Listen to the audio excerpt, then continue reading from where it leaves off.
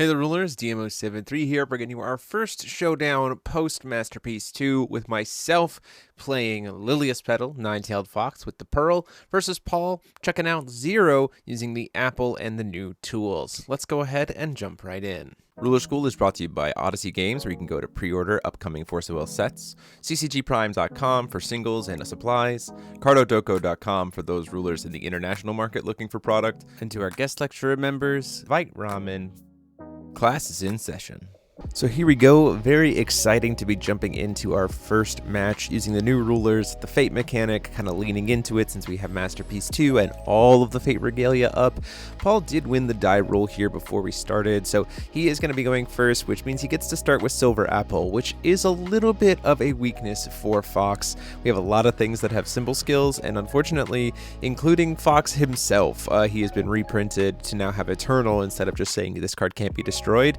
So Crystal Apple itself will be hitting me pretty hard. He also drops a Solaria's Light here, which makes things like Chubby Five-Tailed Fox or Long Tony a little bit more tricky to play. But just a Callstone Pass there. We are not without options here. We do hit a Memoria Reincarnation on the top, which we would have loved to have seen a black source there, because now we don't want to have to burn coin. We would have liked to use like a Look of Corruption to try to rip like a Zero's Garden out of his hand, but unfortunately we also did not want to use the Darkness coin there. We could have used the Darkness coin to just play the Look of Corruption, but we decided to go against it. So Paul's going to go in here with 2 will, has to think about if he wants to go in for something now. He does go for that Zero's Secret Garden. It's going to get him a Zero's Familiar, put it into the field, which will then ramp him a stone, which is pretty good. So, you know, we like the idea of a body also then immediately getting you and think about it like a Trishula also getting you a body, right? Which is pretty solid. The God's Art here doesn't really do too much. Gets the Zero's Familiar. And then it's going to get to ramp a stone thanks to Apple.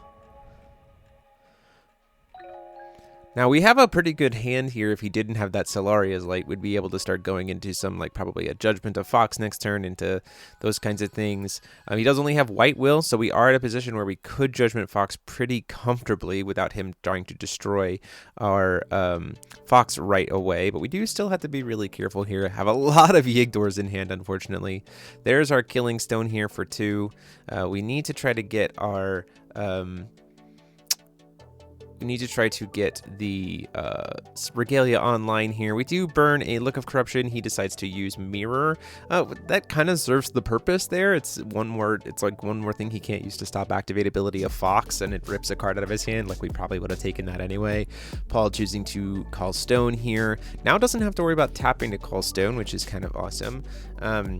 Going to get to go ahead and Judgment Zero right away here. So now we lose, permanently lose Swiftness, Precision, Flying, First Strike, Imperishable, Eternal, and Barrier, and he gets to swing in for a very large 11/11 bird. At the end of the turn, we're going to go ahead and burn coin for Chubby Five-Tailed Fox. Paul using another mirror there.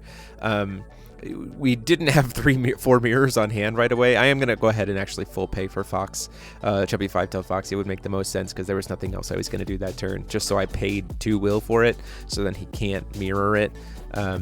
Just pitching a couple Yigdors, don't need more than 1 in my hand, and unfortunately saw all 3 of them, with the Solaria's Light doing a lot of work there. Really got to try to work off of getting rid of this board state here, which is one of the reasons why you saw at the beginning we did not grab the regalia to hand, mainly because we want to be able to stop this board state to kind of give ourselves some time to live. So we're going to go ahead and drop a Replicant Shiva here. This is one of the things that you can do. Like, you don't have to use the Fate reveal. He is going to pop the Shiva in response using the Apple, but that's fine. We still get everything off board and get to clear the board there.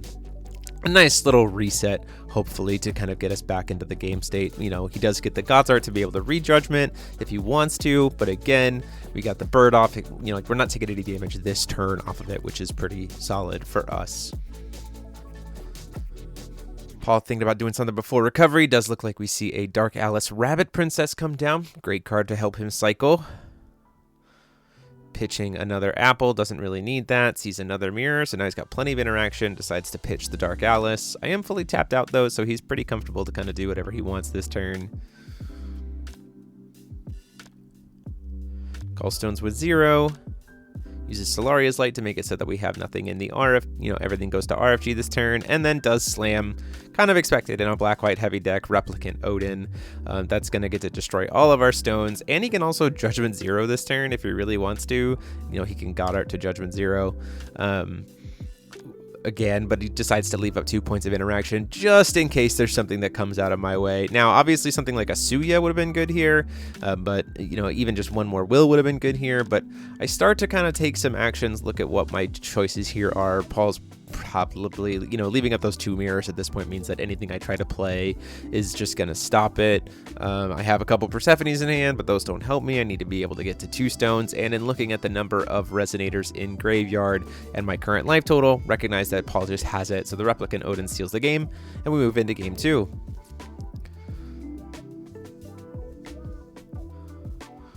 Going in for it here. Going to be starting on going first, definitely, as the Fox, if I can help it, so that I get the Regalia online as fast as possible, and have to make it so that Paul is then trying to get his Regalia online, his Subruler online, which is great for me, because if I can keep the Subruler offline, then Fox just gets to make us a million different Chimera, which is also amazing, because I don't have to worry about it getting removed from the field based on the Subruler effect.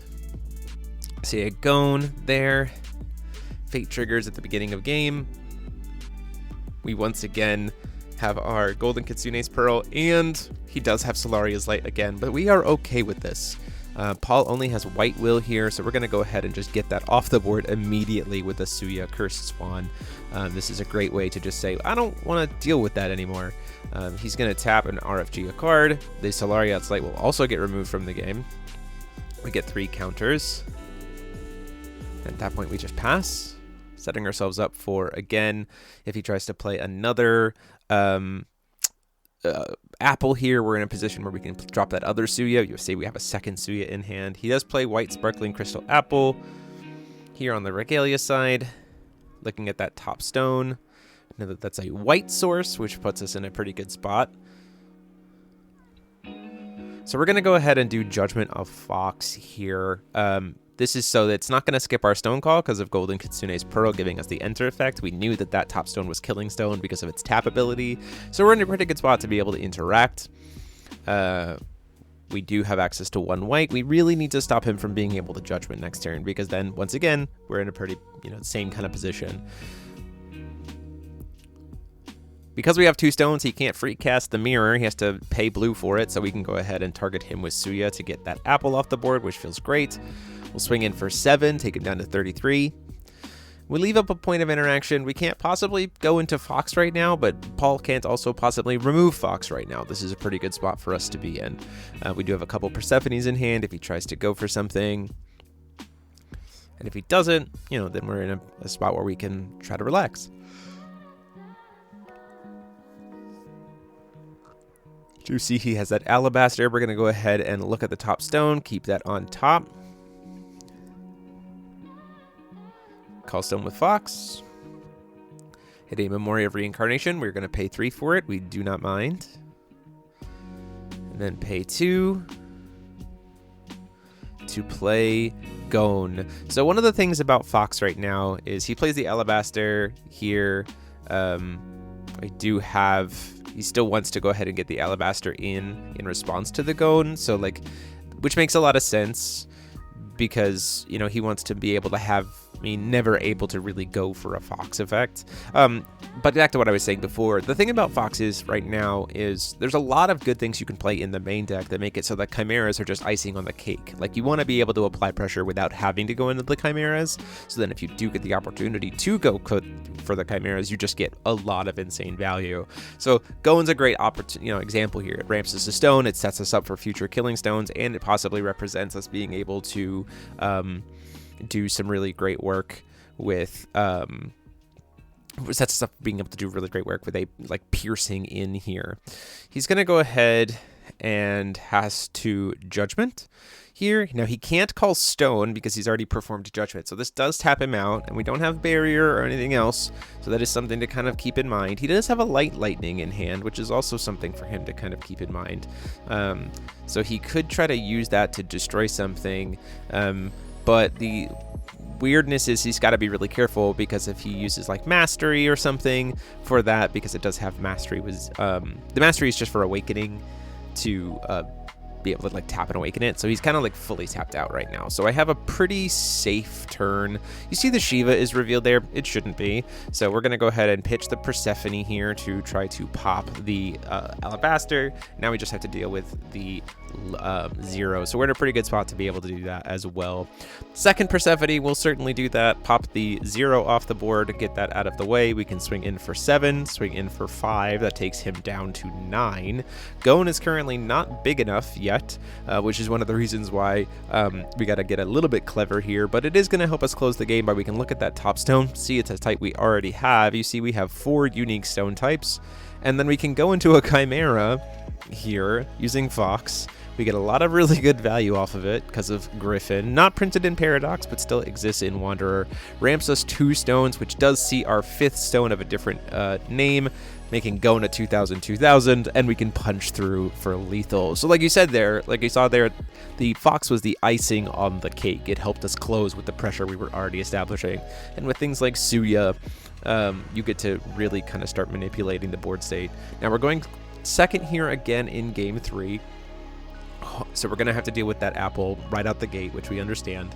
Means we probably are going to be starting with Shiva, but maybe we decide to reveal the Regalia and get it into our hand based on an opener.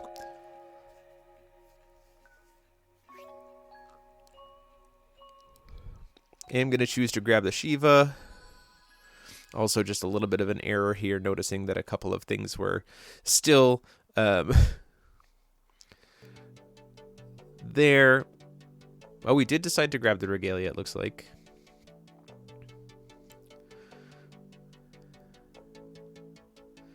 Solarius Light going first, all 3 games here for Paul. We're going to go ahead and cast Arrival of the Conqueror, an excellent turn 1 anti-play here, because he flashes in Alabaster, and we talk about this, I catch him for it, as not to make him get punished for it, but if he did flash in the Alabaster there, I'd get to steal 4 cards out of his hand.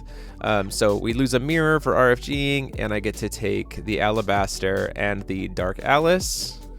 Doesn't really, actually in this case he only had 2 quick cast card, or 1 quick cast card, so it really didn't matter. But if he had flashed in the Alabaster and had 2 quick cast cards in his hand, I would have been able to rip even more cards out of his hand. So he does get to go into, he starts to think about trying to go into a castle here, or the garden, but instead decides to play another Solarius Light to kind of set that up. He does know that Replicant Odin was pretty good in game 2, so got him some good value there. We're going to go ahead and start with a Look of Corruption. He doesn't have any access to Blue Will, so this puts us in a good spot. We're almost certainly taking the garden here. We do not want him to have access to the ramp, and then we're also going to get rid of the Solarius Light since he doesn't have blue, and we'll get rid of that there. So puts us in a really good spot here. Paul is now top decking. He has that mirror. He can Judgment here. He can call Stone Judgment, right? Pays the 3 for the Alhamat Stone, goes down to 37. Zero's Familiar gets to come down here.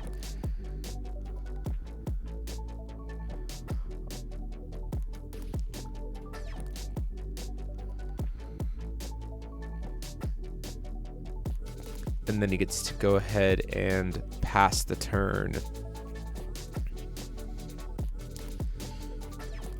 So he has the ability, I have to be really careful because he has the ability to pop stuff right now, and I don't want him, I want his hand size to stay low. So playing things that don't have enter effects is pretty good here. Or don't have continuous skills that he can then remove is pretty good here. Calling a stone, hitting another Memoria of Reincarnation. Gonna go ahead and pay for it.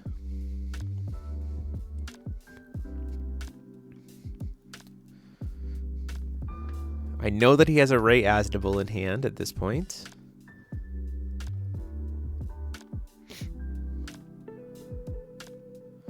we're going to go ahead and use Curse of Ragnarok to get it out of his hand.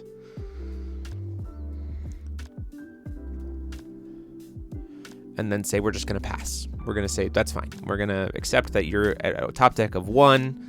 Not a big deal. We're going to let whatever happens, happens. We're trying to keep your hand as low as possible, not giving you value. We do see that Dragonstone. Down comes the Zero Secret Garden. Gets to go get another Zero's Familiar, which is going to ramp him another stone. So he'll be able to Judgment with a lot of will open, which is not great. We certainly would love to have that not be a problem. But he does have 0 cards in hand. Like, we're keeping him at a good pace as long as we can kind of maybe establish some pressure. The problem right now is ridiculously the fact that if I play anything with a symbol skill that can be removed, Garden helps him draw, right? And because he has so much extra will here, that is the biggest problem. He's ramped enough to where it's able for him to kind of do extra stuff while also drawing extra cards. We're going to drop a Council Grove here. This is going to help us kind of get back on pace with him in terms of ramp. We're going to ramp a stone and destroy all flyers. Now, arguably, what we should have done here is double the number of counters on the Suya so that the Suya is then able to like block the 0 kind of whatever we need to do. It would go up to having 8 +1/+1 counters on it, so it'd be a 12/12, which would be really good and keep the 0 in check.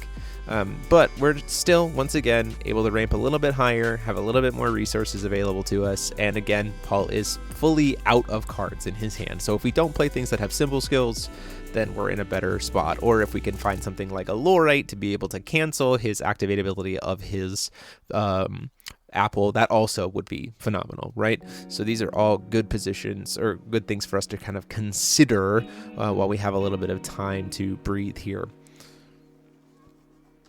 We do have to watch out for a Replicant Odin again. Hopefully we're trying to save something for that. The problem here is that most of our answers for Replicant Odin would be Persephone, and Paul's in a position where if he gets a lot more cards to the RFG, he could just Solarize Replicant Odin twice. So we have to be really careful there. Hitting 2 of the Solarius Light, though, does put us in a pretty good position. I doubt Paul is playing 4, and if he tries to play a 3rd one, it does take a lot of will, so we'll see how that goes. Really trying to consider what the sequencing here is. Maybe trying to consider go for a playing the Regalia, which would only cost us 1, and then Judgment, which would, you know, possibly get us some value here. Also considering just calling Stone. Like, we acknowledge that we're going to lose something if we try to Judgment. Fox is probably only ever going to get us 1 guy, unless we have, again, a Lorite, which would be phenomenal, but we don't right now. Gonna go ahead and call 1 more stone. Now we'll be able to start gaining life here, which will be really nice if we had Resonators in the graveyard. Right now it's just 200. We've got a lot of quick cast stuff here. We've got Tony, Persephone, it looks like, the Fox Regalia.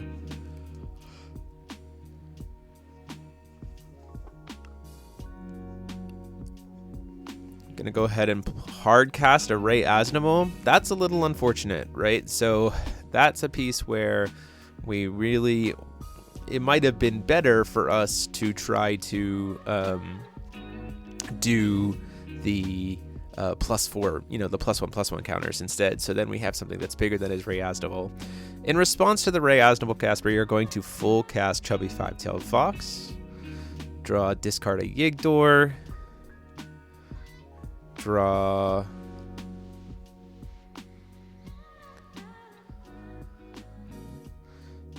discard a Look of Corruption, which arguably we might have wanted to save because it could have been used very helpfully to, you know, if Paul does draw into a new card. Ray Asnamol then enters, and here's the problem, right? This is the exact situation. If we had made our, if we had made the Suya 12/12, the 0 wouldn't have been able to kill it.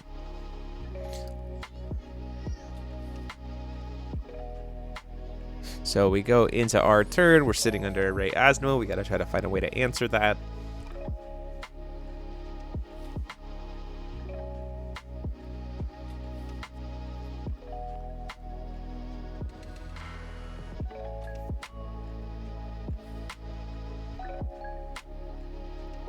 while still keeping ourselves alive and trying to potentially build into some value here. Call stone. We hit a killing stone. We're going to use Neutrogenic Bloom here from Yigdor, mainly just to help us draw a card. We can float green, sacrifice the so the Yigdor comes into play tapped. It doesn't get its enter effect, but because we lost a stone, we'll draw a card. Now you see me, oh wait, I put back the stone. I don't have an enter effect. Or whenever this card attacks, right, which is helpful, but it's not able to attack.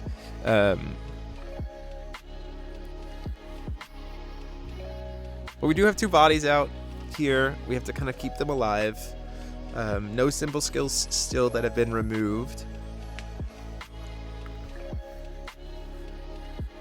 Ultimately just choosing to pass the turn. Paul finding some more draw power with Dark Alice's. See a girl staring at. Thinks about the fact that he's got Ray Asdable and whether or not he wants to sack something. Does decide to start to sack the Dark Alice to that. Does see a mirror, so now he's got a decision to make. Decides to unfortunately skip the girl staring at there. So has a mirror for interaction, which is pretty good. Double checking how Yigdor reads. Doesn't successfully remove any of the symbol skills here.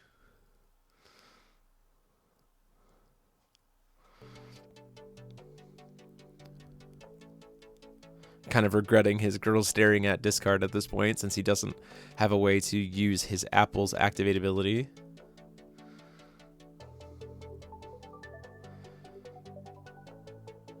Swings at the Yigdor. Now we have a choice to make here. Arguably, it's probably correct to block with the Tony so that the Yigdor can survive and then swing next turn and then get us 2 counters back. I think I did just forget about the fact that it does that on whenever it attacks, which is a little bit of a misplay, right? The Tony's not really helping me very much here. I'd be able to just swing with the Yigdor, put in some good pressure.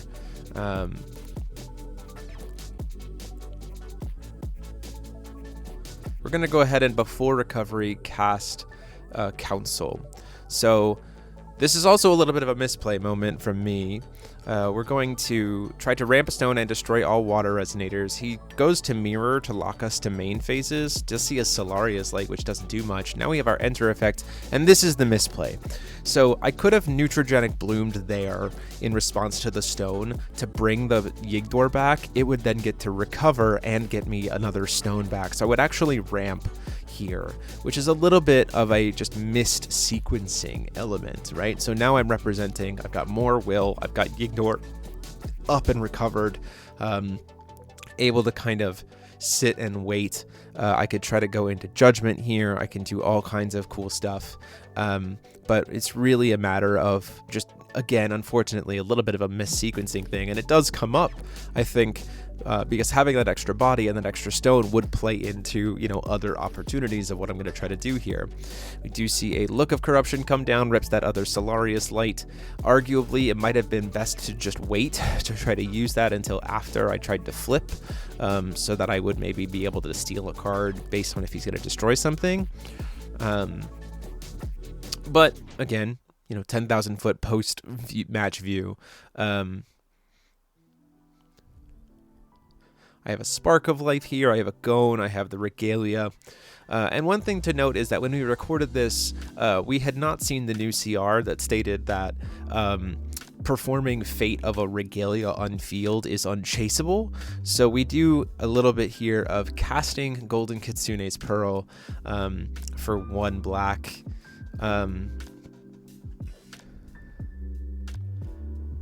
And then we try to get into this fight about judgmenting, and Paul like looks at it as if he's going to try to pop the Regalia in response or something like that. Ultimately, he doesn't have the ability to respond here. That's something to kind of keep in mind off of the new rules. So Golden Kitsune's Pearl gets to resolve. It's now its sub-ruler tide. Fox is going to get to try to enter and ramp me a stone. He's going to respond to that by trying to pop the Fox. We flash in a Mikage Rhea in response. So this is going to get to send us a card to the graveyard.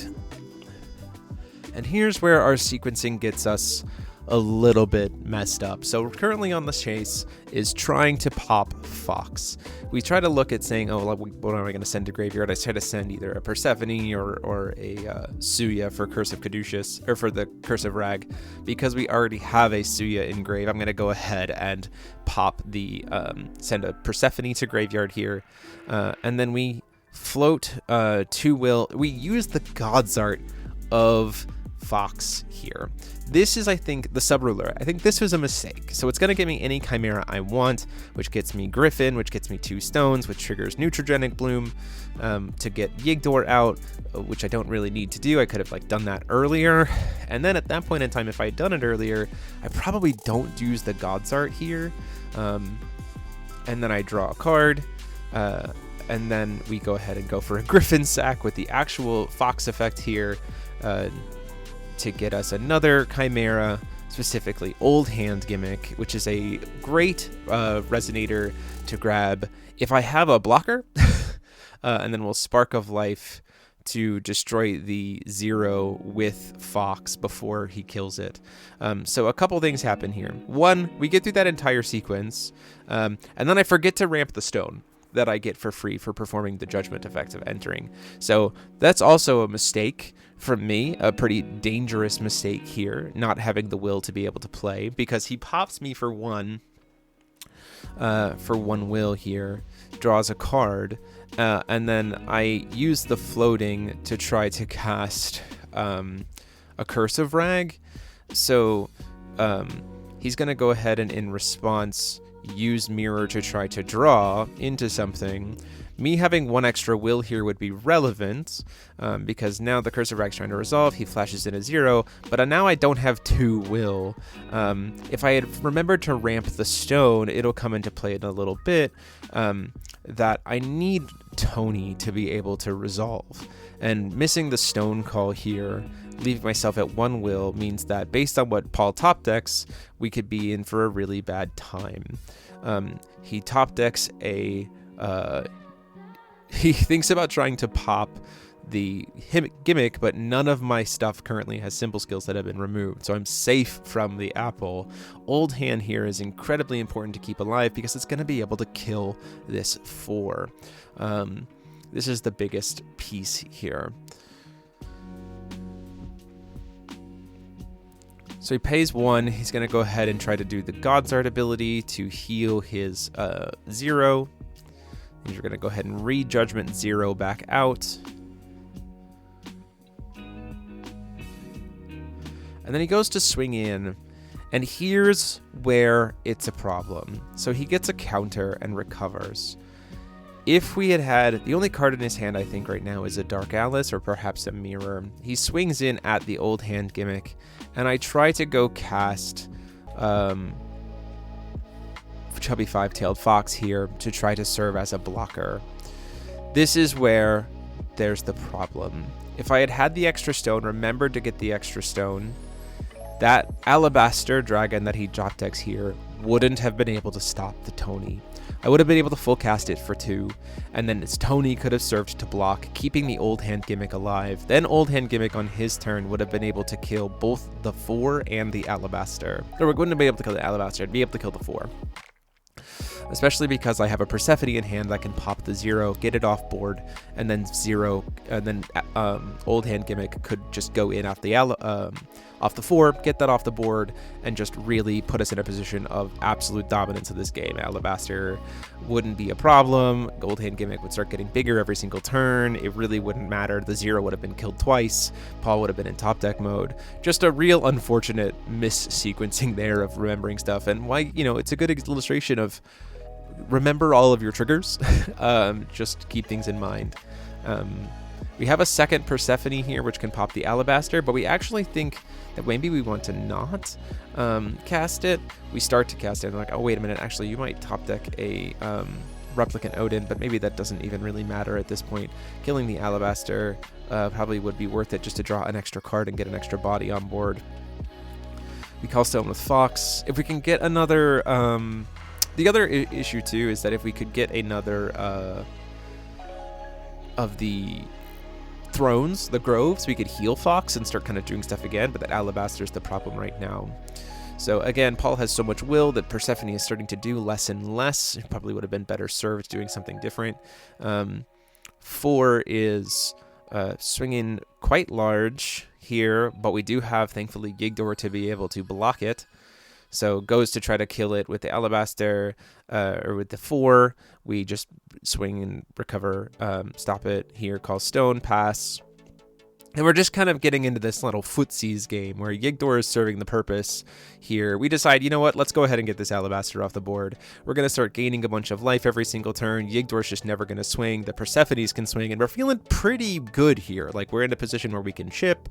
We have access to a lot of life gain here. We can kind of keep ripping his hand apart. I do see the Replicant Odin there, an excellent grab off of the Suya. The Curse of Ragnarok here. So we're at a pretty decent spot to be able to kind of just chip Paul to death. We have him essentially on a 2-turn clock between the Persephones, but Paul, in his infinite top-decking amazement, top-decks another Girl Staring At. This will remove all of the symbol skills, thus making everything that I've protected this whole time from being able to be popped with Apple poppable. So he will be able to use the Apple to pop Yigdor, which is unfortunately going to set me up for a pretty bad spot here. Draws a card. Now the 4 can knock out each Persephone's, and we can go from there. It will get up to 4 anger counters, and then as soon as he can find another 0, or Zero's Familiar, or another Garden, he's in a position to be able to just win the game with the God Art. And I could flash in something like Dark Alice, but again, that doesn't really serve any purpose. Or Rhea, I could just serve it to block. And then I look at my hand and go, you know what? That is going to be it. I have no way to stop the 4. You're eventually going to find your Garden, and that will be the game via the God Art. So there you guys have it. A few missed plays. You can see kind of the intricacies of the back and forth of the matchup, but it is a lot of fun. Let me know what you guys think in the comment section down below. And until next time, this is DMO73 saying class dismissed.